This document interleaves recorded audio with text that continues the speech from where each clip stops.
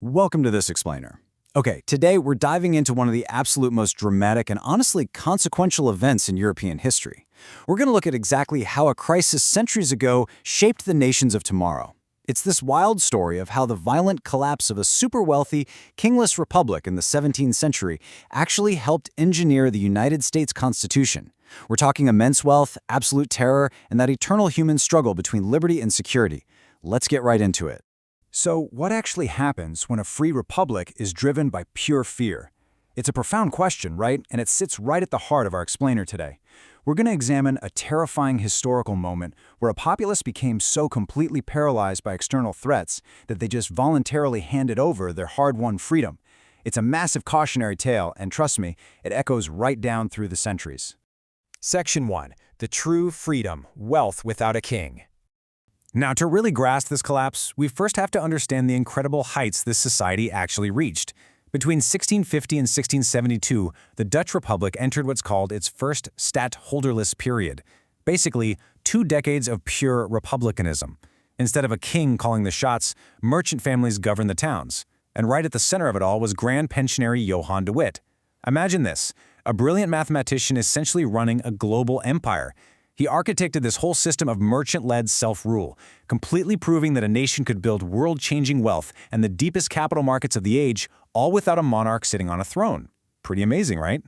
Section 2. The Disaster Year, a republic's descent into autocracy. But here's the catch. Mastering global trade and engineering water, well, that didn't solve a fatal flaw in their system of government. And that flaw was ruthlessly exposed in 1672. The Dutch called this the ramp jaar. Literally, the disaster year. Out of nowhere, the Republic faced a massive, simultaneous invasion from France, England, and 2 German states. Just imagine being a citizen while the maps of your country essentially bleed red with invading forces. The decentralized, merchant-led government was totally paralyzed. They just couldn't mount a unified defense, and it threw the entire nation into a state of absolute, unmitigated panic. Let's move to the timeline and see how this builds, because the collapse was breathtakingly rapid. In the spring, those 4 foreign powers invade. By summer, total panic sets in as the Republic's decentralized system just completely fails to protect its borders. And then, the really dark climax. On August 20th, 1672, a terrified, enraged mob in The Hague brutally assassinates Johann de Witt and his brother Cornelius. The true freedom literally died on the cobblestones that day. By late 1672, the terrified populace was practically begging for the security of a strong man, restoring princely power to William III of the House of Orange. When push came to shove, the Free Republic reached for a king. Section 3. Madison's Cautionary Anti-Model. Now, this violent end to the Dutch Republican experiment didn't just stay in Europe. It actually crossed the Atlantic and fundamentally shaped the United States. James Madison, the guy often called the father of the Constitution, literally dissected the failure of the ramp jaar to make absolutely sure the U.S. wouldn't repeat it. He documented this extensively in the Federalist Papers, specifically numbers 18 through 20. Madison wasn't just looking at the Dutch as a neat model for self-rule. He was looking at them primarily as a massive blinking warning sign. So the crucial point is how Madison diagnosed the fatal flaws in the Dutch system. First off, he saw that their central authority was just way too weak to govern effectively during a real crisis. He noted that the individual provinces were, quote, jealous and divided, which made a unified national defense totally impossible under that merchant-led system. This structural instability meant the second severe pressure was applied, the whole thing collapsed, leading right back to princely power. Madison realized something huge here. A republic without a strong center is just a republic waiting to fall to an autocrat. The influence of the ramp jaar on how nations are shaped becomes incredibly clear when we put the models side by side. On one side, you have the Dutch anti-model, divided, weak at the center, and highly vulnerable to panic and autocracy. In direct response to that, Madison and the framers engineered the American federalism model to be a much stronger union. They deliberately built in enough central authority to maintain order and defend the nation. They did this specifically to prevent the exact kind of systemic panic that broke the Dutch. Basically, they designed the U.S. Constitution to survive a ramp jaar. Section 4. The American de Witt Legacy, Water and Freedom. But the Dutch influence wasn't just theoretical or political. It was deeply physical and cultural, too. While statesmen were busy studying the government, ordinary Dutch people were actually migrating to the New World. Take a look at the timeline of Tjerk Claassen de Witt. In 1656, he marries in New Amsterdam, what we call New York today.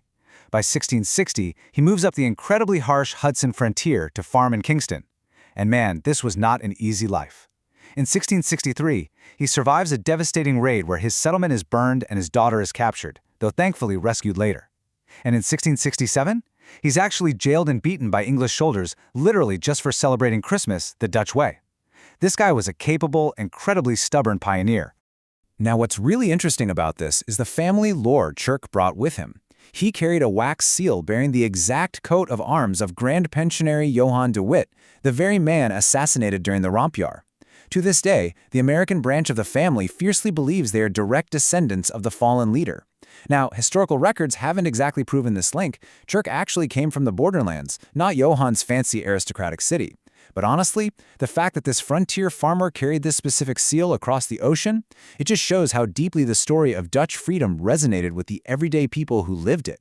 Of course, to fully understand this colonial migration, we also have to look at the complete, documented historical reality. Church's prosperity, like so much of the colonial world, was deeply entangled with slavery. Property and tax records clearly show that alongside his land and his trading ships, he owned enslaved people. It is an objective, vital part of the historical record, and it's absolutely necessary to acknowledge it if we want to truly understand the colonial foundations of the Hudson Valley.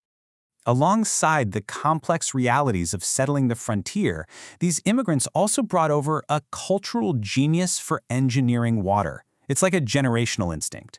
First, Dutch families brought this ingrained habit for draining and managing flood-prone land straight to the Hudson Valley. Fast forward 4 generations, and Jarrick's great-great-grandson, named in honor of the family DeWitt Clinton, becomes governor of New York. And what does he do? Governor DeWitt Clinton champions the absolute greatest water management project of the 19th century, finishing that ancient Dutch instinct on a massive American scale. That project was the Erie Canal. We're talking 363 miles of perfectly engineered water. Critics at the time actually mocked it as Clinton's ditch, but when it was finally completed in 1825, it joined the Atlantic Ocean directly to the Great Lakes. To put that into perspective, it fundamentally transformed New York into the Empire State and completely opened up the vast interior of the American continent. It was really the ultimate triumph of the Dutch mastery over water, fully realized by an American descendant carrying the DeWitt name. And this brilliantly illustrates the incredible, sweeping arc of our explainer today. The Dutch mastered 2 massive forces: the governance of a free republic without a king, and the engineering of water. The heartbreaking failure of one and the terror of 1672 actually provided the cautionary blueprint for the United States Constitution. Meanwhile, the stunning success of the other built an economic empire right on the Hudson. So I'll leave you with this final provocative thought. If the panics and triumphs of the 17th century lead the very foundations for the modern world, how will our handling of fear, freedom, and the natural world shape the republics of tomorrow?